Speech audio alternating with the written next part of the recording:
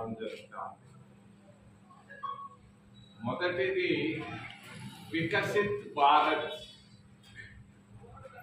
వికసిత్ భారత్. రెండోది కారంచేడు వర్గీకరణ. మూడవది ఆర్థిక అసమానతలు భారతదేశంలో.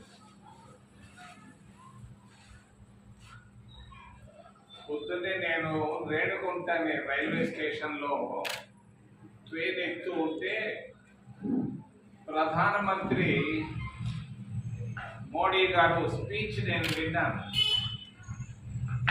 ఆయన వికసిత్ భారత్ గురించి చెబుతుంటే విన్నాను.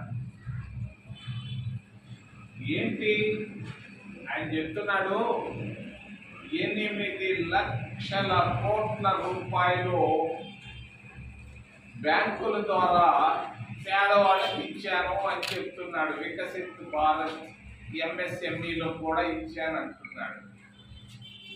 నిజంగా భారతదేశం వెలిగిపోతా ఉందా? ఏంగా ఉంది భారతదేశం ఈరోజు? ఎక్కడ పట్టిన ఆకలి, ఎక్కడ పట్టిన నిరుద్యోగం, ఎక్కడ పట్టిన అసంతృప్తి, ఆకలి కనిపిస్తా ఉన్నాయి, అప్పులు, ఆవేదన కనిపిస్తా ఉంది ఈరోజు. మరి ప్రధానమంత్రి గారు ఏం చేస్తున్నారు గత 10-11 సంవత్సరాల్లో అంటే నాకు కనిపిస్తా ఉన్నది 2-3 విషయాలే. కంటికి కనపడటం లేదు ఆయన ఏం చేస్తుంది, ఏం చేసింది 10 సంవత్సరాల్లో. ఒకటి మాత్రం స్పష్టంగా కనిపిస్తా ఉంది, దినానికి 4 సార్లు బట్టలు మారుస్తున్నాడు ప్రధానమంత్రి. పొద్దున్నే ఒక జత, మధ్యాహ్నం ఒక జత, సాయంకాలం ఒక జత, రాత్రి సరే. మరి దినానికి 1-2 స్పీచ్లు ఇస్తున్నాడు, ఘనంగా స్పీచ్లు ఇస్తున్నాడు. మరి ఆ స్పీచ్ల్లో ఏముంది?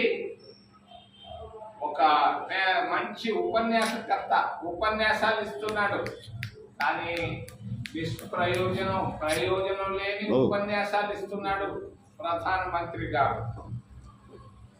మరి ఏంటి ఆయన ఏమి సాధించాడు ఈ 11 సంవత్సరాల్లో? ఈ గుడ్డలు మార్చుకోవడం, 2 ఉపన్యాసాలు ఇవ్వడం, మరి ఇంకొకటి కూడా వారానికి ఒక్కసారి విదేశానికి పోవడం. వారానికి ఒక్కసారి విదేశానికి వెళ్తున్నాడు ఈ మన భారతదేశ ప్రధానమంత్రి గారు. పోయి ఏమి చేస్తున్నాడు, ఏమి సాధిస్తున్నాడు అని అంటే సున్నా.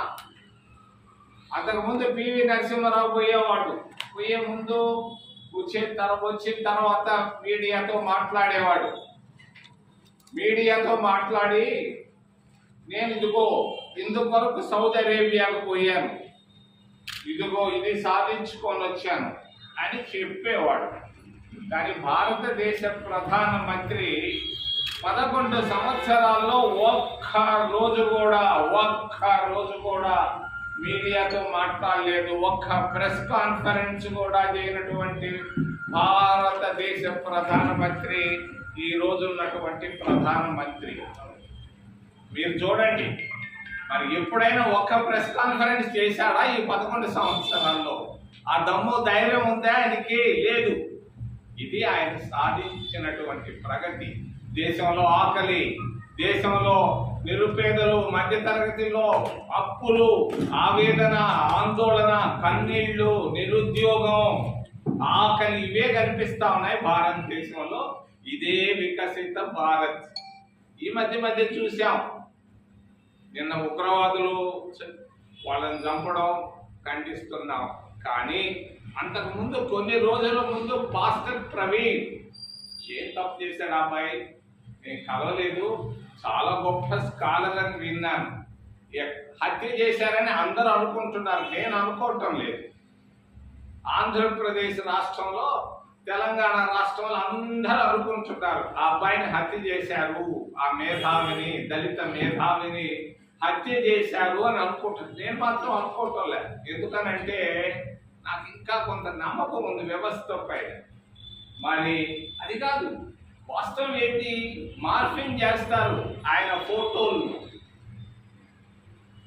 10,000 మందికి ఉద్యోగాలు ఇచ్చిన ఆయన మోటార్ బైక్ పైన రావాల్సిన అవసరం లేదు.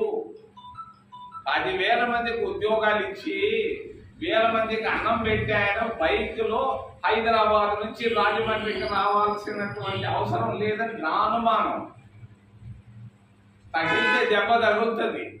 దెబ్బ తగిలితే ఆ మోటార్ బైక్ ఇక్కడ ఉండాలి, ఆ మనిషి అక్కడ ఉండాలి. మరి ఏంటి అనుమానాలు? ఎందుకు